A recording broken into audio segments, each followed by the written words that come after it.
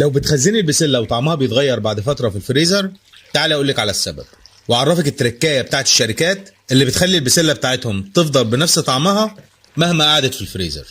بس لو عجبكم الفيديو ما تنسوش اللايك والشير، ويلا نشوف الطريقه.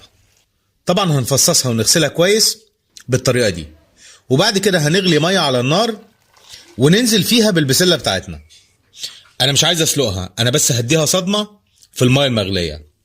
بعد ما بنزلها بسيبها حوالي 20 ثانيه، ما بغيبش عليها، وبعد كده اشيلها من الميه المغليه وانزل بيها في مصفى تحت الميه البارده عشان اوقف سواها.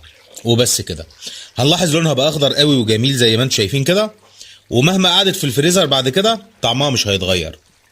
وبرده في ملحوظه مهمه، ما تحطوش معاها الجزر في نفس الكيس في الفريزر، عشان ساعات طعمه بيتغير، وساعات برده بيبقى عامل زي الاسفنج كده وطعمه مش حلو. ملوش لازمه الجزر يتخزن معاها، كده كده الجزر متاح طول السنه، يبقوا هاتوه فريش وخلاص.